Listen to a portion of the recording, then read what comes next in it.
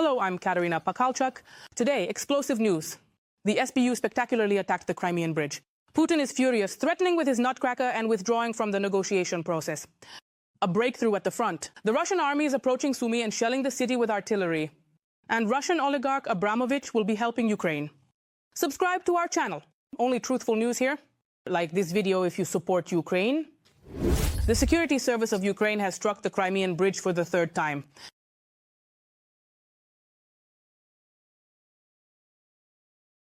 The latest special operation was planned for several months, and this morning it was successfully carried out.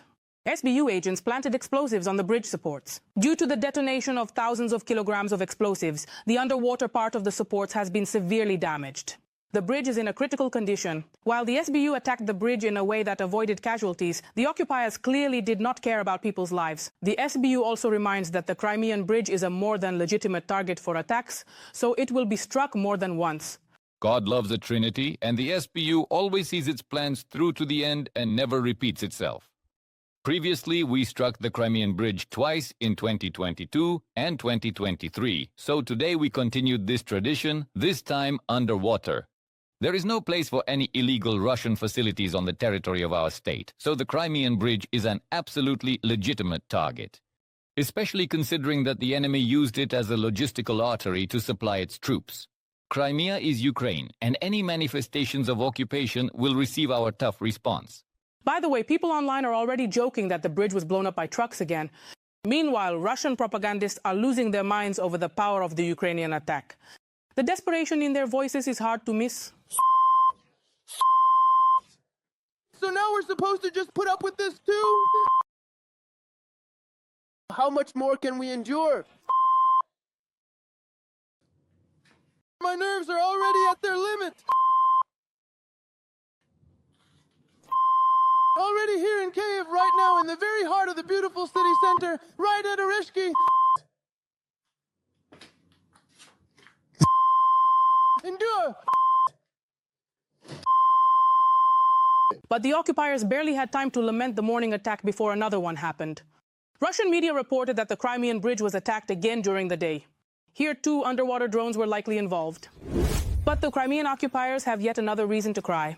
Local officials there are complaining that they've been deprived of their bonuses and claim that even under Stalin there weren't such repressions.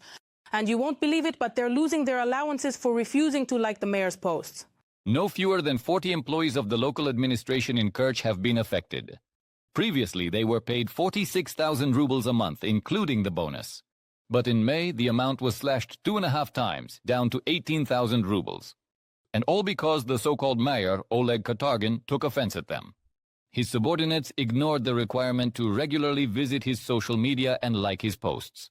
Well, what can you say to that? But I wouldn't rush to compare this to Stalin's repressions, because for you, dear occupiers, everything is still ahead. After all, it's not just about maintaining apartments stolen from Ukrainians. The Russian offensive continues. The occupiers are rapidly approaching Sumy, but according to analysts from the Institute for the Study of War, they will not be able to capture the city. Russian forces appear to be stepping up efforts to expand the front line in the north of Sumy region along 3 axes of advance to the north and northeast of the city of Sumy. Their confidence in the impossibility of capturing Sumy is explained by the fact that since July 2022, the Russians have not occupied a single Ukrainian city with a pre-war population of over 100,000 residents. In turn, deep state analysts write that if the Russians advance another 20 to 50 kilometers towards Sumy, they will already be able to attack the city with drones. At the same time, the Russians are not abandoning their tactic of terrorizing the civilian population. This morning, the Russian army struck directly at the center of Sumy with rocket artillery using cluster munitions.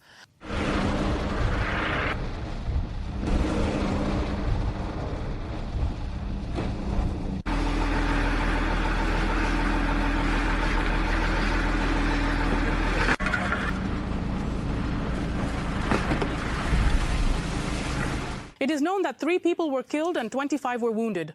There are 4 victims who are in extremely serious condition. The others are in various departments, thoracic, surgical, orthopedic, meaning the injuries are of very different kinds, shrapnel, glass. So these are very severe cases among those affected today. Among the injured, a 7-year-old girl was brought in. She was examined and transferred to the regional children's clinical hospital. Today, a day of mourning has been declared in the city, and once again about the cynicism of the Russians. For them, the destruction of strategic aviation is a terrorist act, but shelling the center of a peaceful city with artillery is considered normal. Russia is a terrorist country. Like this video if you agree with this statement. On the same day, Russia struck the outskirts of the city of Mykolaiv with a Kinzhal missile. After the strike, a large cloud of smoke rose up, as later reported by the spokesperson of the Ukrainian Navy, Dmytro Pletenchuk, in a comment to Mike Visti. The strike hit one of the local ports. And there will be more such strikes. In an attempt to take revenge for the destruction of its airfields, Russia, as experts write, will launch its Kinzhal missiles more frequently. It will become much more difficult to detect Kinzhal launches and report on them, monitors say. Today, MiG-31K fighter jets carried out a combat sortie from the Akhtubinsk airbase for the first time, striking the outskirts of Mykolaiv. Previously, sorties with missile launches had only been conducted from the Savoslayka airbase. In short, nothing new. With one hand, the Russians beat their chests and shout about their readiness for peace, while with the other, they terrorize the civilian population. But Ukraine is not asleep. Last night, Ukrainian drones attacked the temporarily occupied territories, leaving about 150 settlements in the Kherson and Zaporizhzhia regions without electricity. If you don't want to do it the easy way, it'll be settled in court. The United Kingdom is taking Russian oligarch Roman Abramovich to court in order to transfer to Ukraine the funds from the sale of the Chelsea Football Club, which Abramovich owned. We're talking about $3.2 billion, for which Chelsea was sold back in 2022. For the 3 years that have passed since then, the proceeds from the sale have been frozen in a UK bank account, and as a result, cannot be moved or used without a license from the UK Office of Financial Sanctions Implementation, a division of the Treasury. Successive UK governments have stated that the funds should be used for humanitarian aid to Ukraine and have sought an agreement with Abramovich on using these funds for that purpose. In a statement on Monday evening, the UK government said that it had officially failed to reach any such agreement with Abramovich and is now considering taking him to court. And it seems to me that if the case really does go to court, the verdict will definitely not be in Abramovich's favor. Brainwashing at full throttle. The Kremlin has long been seriously engaged in raising the next generation of soldiers who, according to the Russian Tsar's idea, will kill without asking unnecessary questions. There are also so-called patriotic lessons called Conversations About Important Things, where 8th to 10th grade students are told that Putin's special military operation is a continuation of World War II and that Ukrainians are the new Nazis. And there are military patriotic activities even in kindergartens. She would come up and start singing a song. And now, on top of all this, there is also a mandatory lesson called The Spiritual and Moral Culture of Russia, where students in 5th to 7th grades will be taught about the spiritual and moral values of Russian civilization through the actions of heroes, their life stories, and their feats. Interestingly, this subject was cancelled last year by the Russian Ministry of Education. But Patriarch Kirill was so outraged that, starting from September 2026, the lessons are being brought back into the school curriculum. Oh, and one more thing, the textbook will be written by Putin's personal confessor, Tikhon.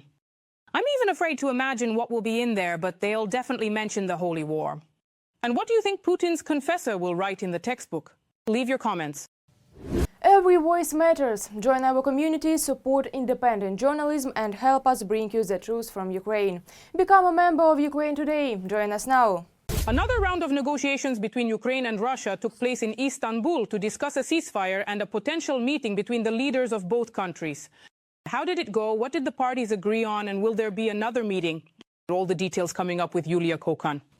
Once again, Turkish Istanbul. And once again, negotiations between Ukraine and Russia. The second round. This time, the meeting of the delegations took place in the presence of the Turkish side. It is known that on the day of the meeting, a bomb threat was reported at the Turan Palace. The site was immediately checked by K9 units, and right before the start of the meeting, the Turks asked journalists to hand over all their phones.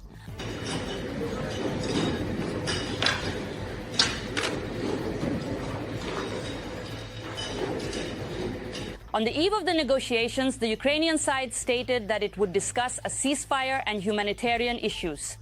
Among them was the exchange of prisoners in an all-for-all format. In addition, Ukraine handed its own memorandum to the Russians.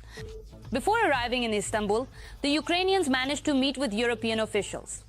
The details of what was discussed have not been disclosed. The negotiations between the Ukrainians and the Russians lasted more than an hour. In the footage that spread across the internet, it is clear that the Russian delegation did not look as cheerful this time as they did in the previous round. Apparently, it's all because of the web and the destruction of strategic aviation. See for yourself.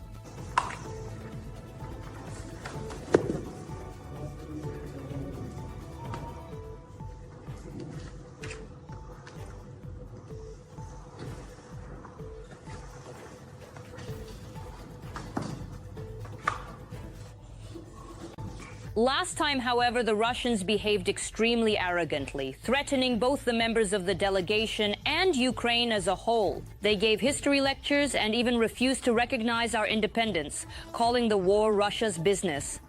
It's good that this time, so to speak, the mood was different. According to the representative of the Turkish Foreign Ministry, overall, the negotiations did not end negatively. The head of the Ukrainian delegation in Istanbul, Defense Minister Rustem Umerov, immediately shared the results of the meeting. According to him, Ukraine and Russia agreed on exchanges. We agreed on an exchange of all severely wounded and seriously ill prisoners of war. The second category is young soldiers aged 18 to 25. All for all. We also agreed on the return of 6,000 bodies for 6,000 fallen soldiers.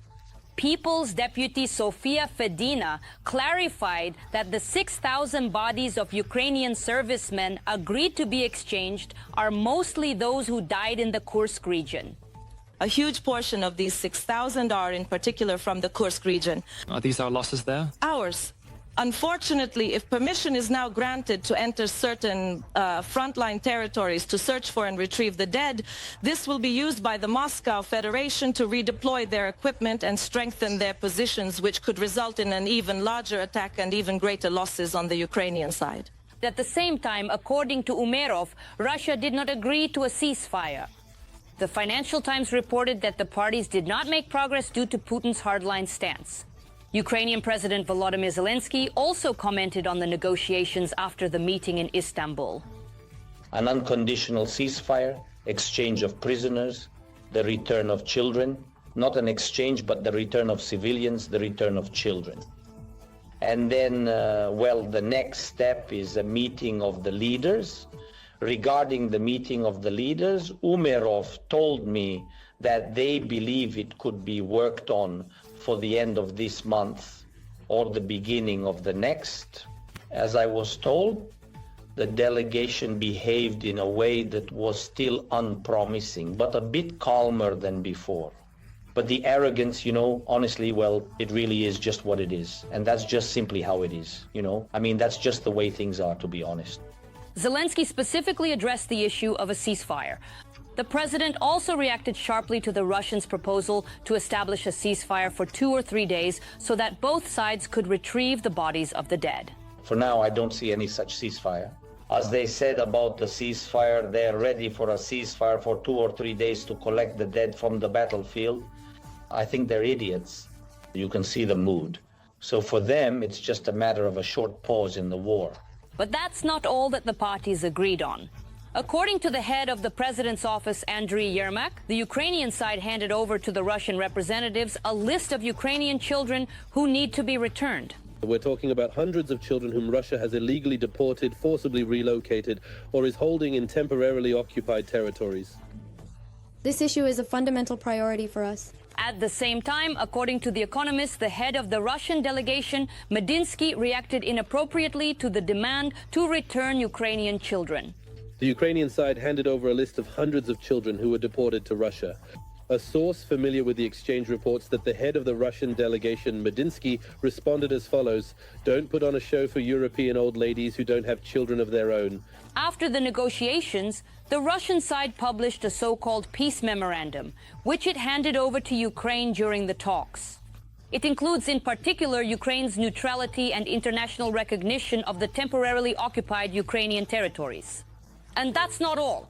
Indeed, I haven't seen this memorandum, but I really did receive information from our partners and from partner intelligence services about what might be in it. It's very similar to the kind of ultimatum-like demands made by the Russian Federation. I'll be honest with you about what I think of it when I see it. Next, let's go into more detail about the main provisions of the Russian memorandum. Two options for a ceasefire have been proposed. The first option requires the armed forces of Ukraine to withdraw from the parts of Donetsk, Luhansk, Kherson and Zaporizhzhia regions occupied by Russia.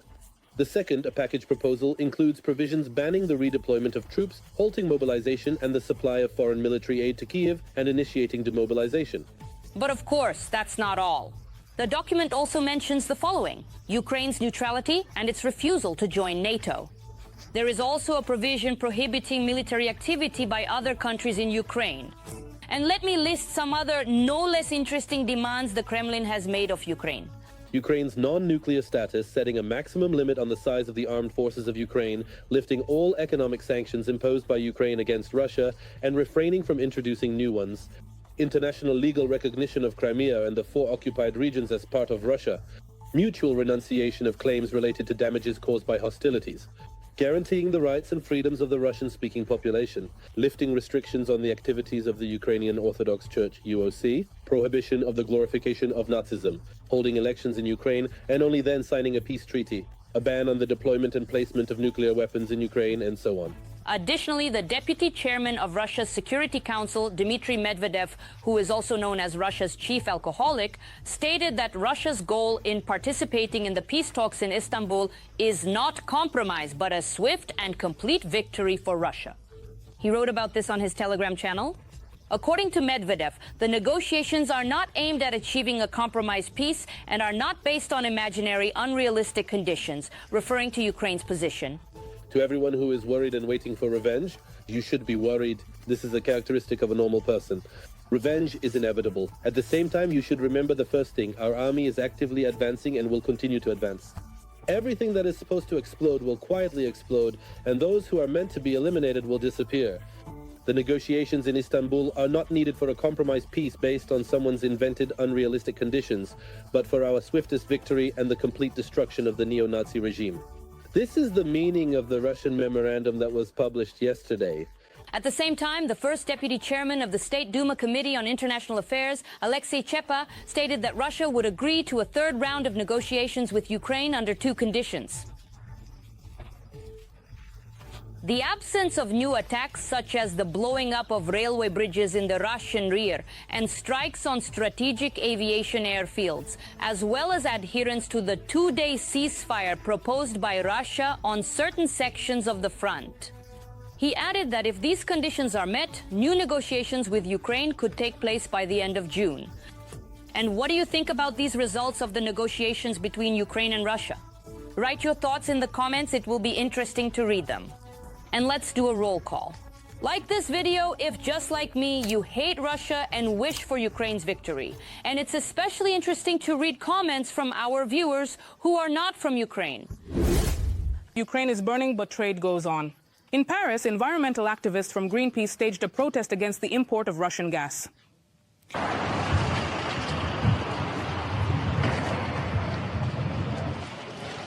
The activists stole a wax figure of Macron from a museum and brought it to the Russian embassy. The organization explained that in this way they wanted to highlight the cynicism of a situation where some call for peace while others do business with the aggressor.